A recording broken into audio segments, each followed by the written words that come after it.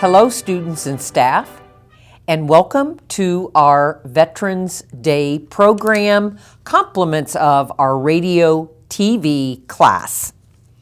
Today, we honor, remember, and show our respect and gratitude to our veterans, past and present, who fulfill the patriotic duty to maintain all the freedoms that we enjoy in this country.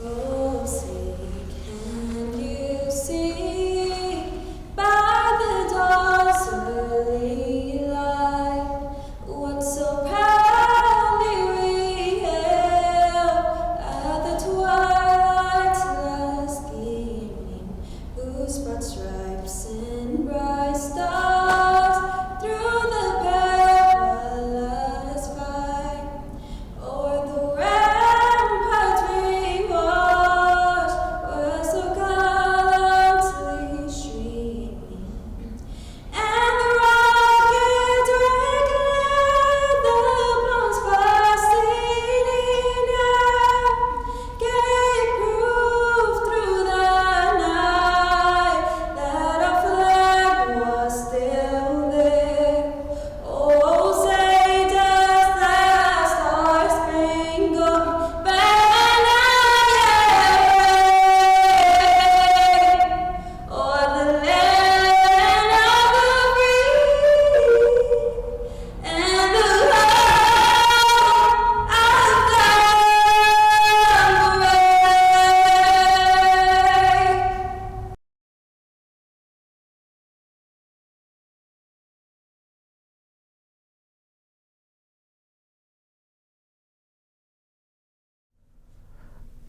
November 11th, 1918, the day that marked the end of the war to end all wars, World War I. While it wouldn't be until 7 months later that the Treaty of Versailles was signed to officially end World War I, it was this day that truly marked the end and commemorated in 1919 by President Woodrow Wilson when he proclaimed November 11th as Armistice Day to recognize all those who served in the Great War. In 1921, an unidentified World War I soldier was buried in Arlington National Cemetery. This site overlooking the Potomac River in Washington, D.C. became a point of reverence for American veterans. Similar ceremonies occurred in England and France where unidentified soldiers were buried in places of high honor. These acts of memoriam would serve as the gestures of giving universal recognition to all veterans on Armistice Day. In 1938, Congress officially recognized Armistice Day as a legal holiday to ensure proper and widespread observance of the war and to honor veterans who served in it. In 1954, Congress amended it to become Veterans Day to honor all those who fought in World War II and the Korean War. President Eisenhower issued the first Veterans Day proclamation in October that year. The Uniform Holiday Bill in 1968 moved Veterans Day to Monday, but some states continued to observe it on the 11th. Then in 1978, Congress and President Ford passed legislation to move Veterans Day back to November 11th. Now, every November 11th, we take time to celebrate and thank those who served our country for their patriotism, love of country, and willingness to sacrifice themselves for the greater good.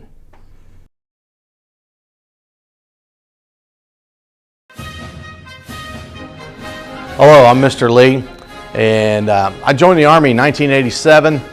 I was a lieutenant. I was a 14 Alpha, which is a tactical control officer, and I served from 1987 to 1992. Most of my time was spent either in El Paso, Texas, at Fort Bliss, or in Hardheim, West Germany.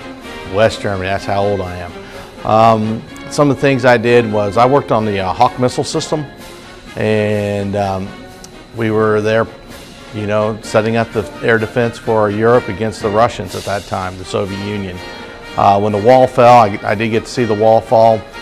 It's a very exciting time over in Europe, the end of communism in Europe, and it was just a wild, crazy time for about 6 months. Other things I did in the military, I went to several schools. The one I really enjoyed was Airborne School. I went there right after I went through my officer basic course, and I got my airborne wings, and there's nothing like jumping out of a C-130 at about 1,500 feet.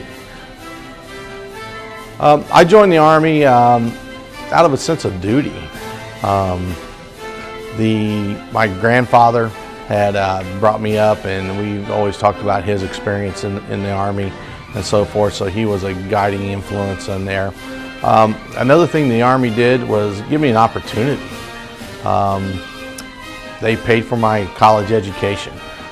They sent me all over the world. I mean, it was just a great opportunity. Those Army values that we have out there, duty, honor, country, integrity, honesty, all those things have built me into the man I am today. And my time in the Army was very valuable to me as a person, but you know, it was a great experience. And sure, there was some hard times, and I worked a lot and so forth, but there were also great times, great friends. Many of my lasting friendships I have today are from that time period in my life. Joined the military after I went to college at Ball State to be a musician in the Marines. My job was, I was a Marine musician, so I was in the Quantico Marine Band for a couple of years, and then I was in the Marine Drum and Bugle Corps in Washington, D.C. for the last 2 years. I think it has an impact on you, especially as you get older.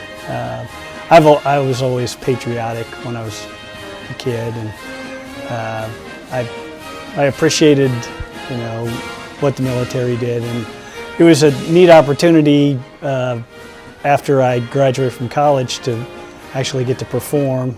So it affected me, I think, in the ways that I just have a greater respect for our country, and I appreciate the opportunities that we have in America, and a lot of that's due to the fact that we have such a good military service, whether it's Army, Navy, Marines, Coast Guard, Air Force. I think the most important thing that it taught me was that you have to be disciplined in all aspects of what you do, you know, and make sure that you're good at time management and be dependable. You know, I think people want to be able to count on you, and I think I learned that, especially in the military, how, you know, each person is very important in whatever they're doing. My time in the military was instructive. I learned a lot, but some of the lessons I still continue to learn, and I didn't realize them at the time. Yeah, I was in the Army National Guard. I was an infantry soldier.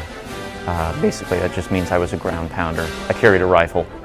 I served for 4 years in the National Guard. I was mobilized after 9/11 to go over to Egypt so that the 101st Airborne could go into Afghanistan. Fortunately, though, I never had to go into Iraq or Afghanistan. We were in Egypt, in the mountains, on a mountaintop, just a small camp of us.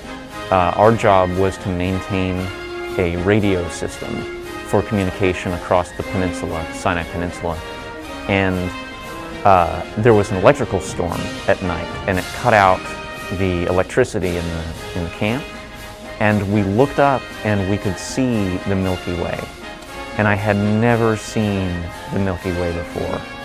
I had never seen that many stars before. And it was probably one of the most magical moments of my life. And I'm always looking for an opportunity to see the stars again like that. Well, I served 6 years in the United States Navy from 1977 to 1983. So that was after the Vietnam War, but during the Cold War.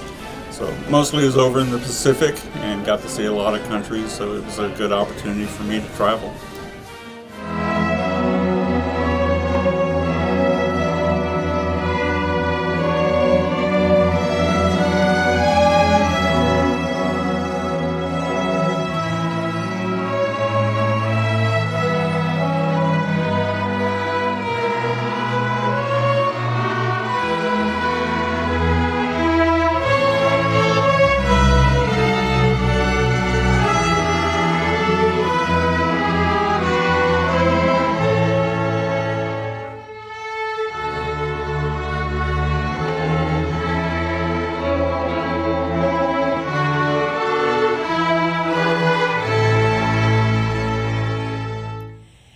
There are many legends of the origin of taps. Put simply, after the Civil War, taps became the official bugle call for lights out at the end of each day. Colonel James A. Moss, in his Officer's Manual, first published in 1911, explained that the sounding of taps would be most appropriate at military funerals. Taps is also sounded during each of the 2,500 military wreath ceremonies conducted at the Tomb of the Unknown Soldier every year. As we close our ceremony today, let us always remember our ancestors, those first veterans who left their homes and fought to create this great nation. To those veterans who fought to free the slaves, to free the concentration camps of World War II, who lent much more than a hand before, during, and after 9/11, to every man and woman in uniform who has ever responded to an American tragedy, and every veteran that helped write all the pages of history that fall in between.